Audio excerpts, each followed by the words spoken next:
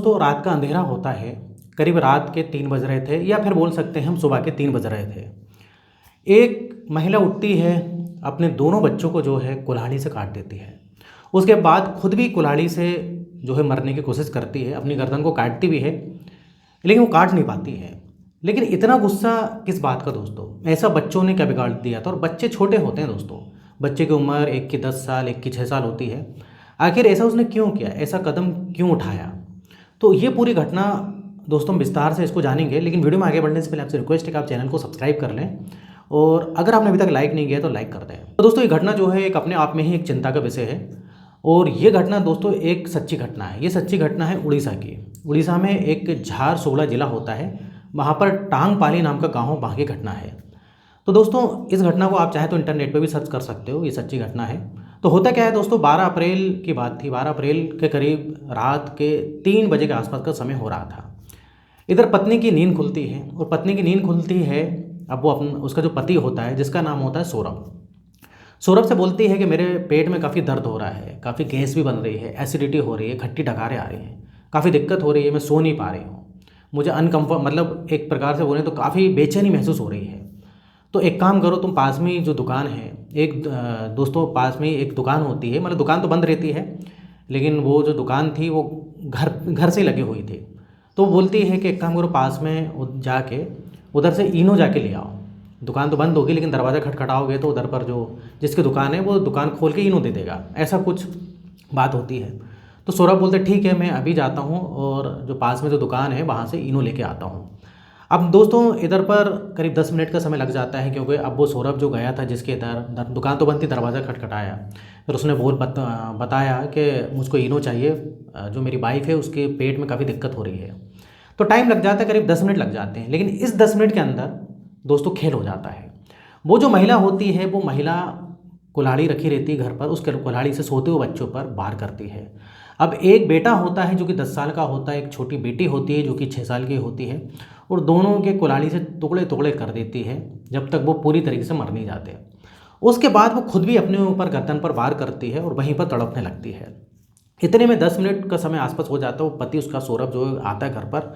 अब घर के जब नज़ारे देखता है तो उसके होश उड़ जाते हैं दोस्तों, चिल्ला उठता है। वो इतना चिल्लाता है कि आसपास के गांव वाले लोग सब इकट्ठा हो जाते हैं।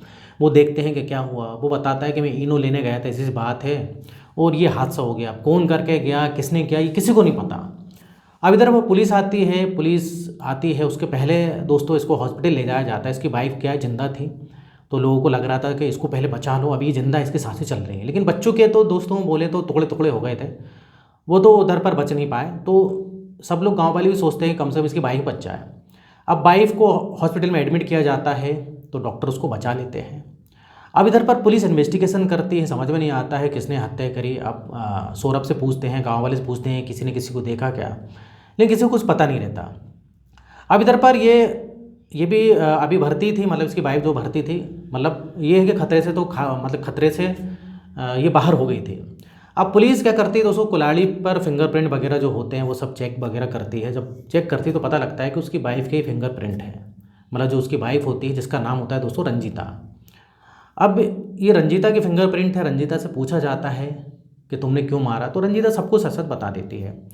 रंजीता बोलती है कि मेरे पति जो है सौरभ मुझको पैसे नहीं देते हैं, ये काम करते हैं, क्या करते हैं, कभी नहीं करते हैं, कभी घर पर बैठ जाते हैं, पैसे नहीं देते हैं।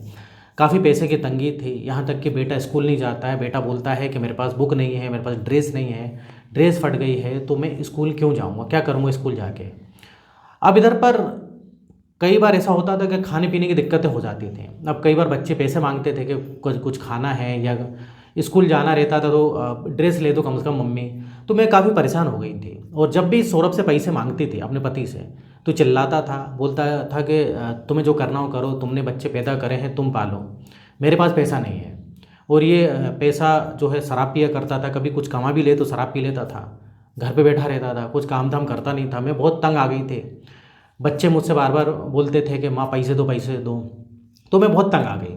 अब तंग आके मैंने डिसाइड किया कि मैं खुद भी मर जाऊंगी और बच्चों को भी मार दूंगी। तो इस प्रकार से सबसे पहले मैंने अपने सोते हुए दोनों बच्चों को मारा, जब तक मर नहीं गए। उसके बाद मैंने खुद आत्महत्या करने की कोशिश करी। तो ये वो पुलिस में बयान देती है। जब पुलिस ये बयान सुनती है तो हैरान हो जाती है। गांव के लोग, अब जो भी सबको ये बात पता लगती है, सभी लोग हैरान हो जाते हैं कि इस प्रकार से एक माँ अपने बच्चे को कैसे मार सकती है। अब चाहती थी, अगर वो चाहती रंजीता तो खुद भी काम कर सकती थी। उसका पति काम नहीं करता है तो कम से कम बच्चों को पाल तो सकती थी, लेकिन ये कोई उपाय नहीं है कि आप बच्चों को ही मार दो और अपने आप को मार दो। तो इधर पर दोस्तों मैं आपको कुछ बातें बताने वाला हूँ। जैसे कि सबसे पहले तो रंजीता की थोड़ी सी मानसिक स्थिति हो सकता है ख़राब हो, क्योंकि इस प्रकार से कोई अपने बच्चों को मार नहीं सकता। इतना बड़ा भाई कलेजा चाहिए मारने के लिए, इतना बड़ा दिल होना चाहिए मारने के लिए। तो हो सकता है थोड़ी सी मानसिक स्थिति उसकी सही ना हो।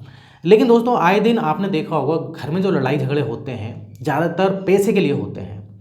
पैसे के लिए होते हैं, कोई पैसा नहीं दे रहा है तो कोई बोलता है कि क्यों पैसा चाहिए, कोई पैसा नहीं कमा रहा है। तो ज़्यादातर लड़ाई झगड़े पैसे से सबसे ज़्यादा होते हैं। पैसे के चक्कर में ये सब कांड हो जाते हैं। और दूसरी लड़ाई होती है दोस्तों अफेयर। जी हाँ दोस्तों, या तो बीवी का कहीं अफेयर है या पति का कहीं अफेयर है। शादी के बाद आपने देखा होगा ये सबसे दो मेन बड़ी जड़ हैं दोस्तों लड़ाई झगड़े की, एक तो पैसा और दूसरा अफेयर। अगर ये चीज़ की कोई दिक्कत नहीं है तो उस घर में लड़ाई नहीं होती है। और दोस्तों देखिए, कई बार एक गुस्सा होता है तो एक को शांत रहना ही पड़ता है। अगर पत्नी गुस्सा कर रही है तो पति को शांत रहना पड़ेगा, पति गुस्सा कर रहा है तो पत्नी को शांत रहना पड़ेगा। एक को तो कंप्रोमाइज़ करना पड़ेगा। अगर दोनों ही कंप्रोमाइज़ नहीं करेंगे तो फिर तो लड़ाई होना स्वाभाविक है। तो ये बात जो है हमारे समाज में जो है लोगों को समझ में आना चाहिए। तो ये थी दोस्तों आज की घटना, और एक सच्ची घटना है उड़ीसा की। आप नेट पर चाहें तो खुद भी सर्च करके देख सकते हैं। तो इधर वीडियो होता है खत्म। वीडियो पसंद आए तो वीडियो को लाइक करिए। इस टाइप से वीडियो बनाते रहता हूँ मैं। अगर आपने अभी तक चैनल को सब्सक्राइब नहीं किया है तो चैनल को सब्सक्राइब कर लें। तो फिर मिलेंगे नेक्स्ट वीडियो में, और यहाँ तो वीडियो देखने के लिए, बने रहने के लिए आपका दोस्तों बहुत बहुत धन्यवाद।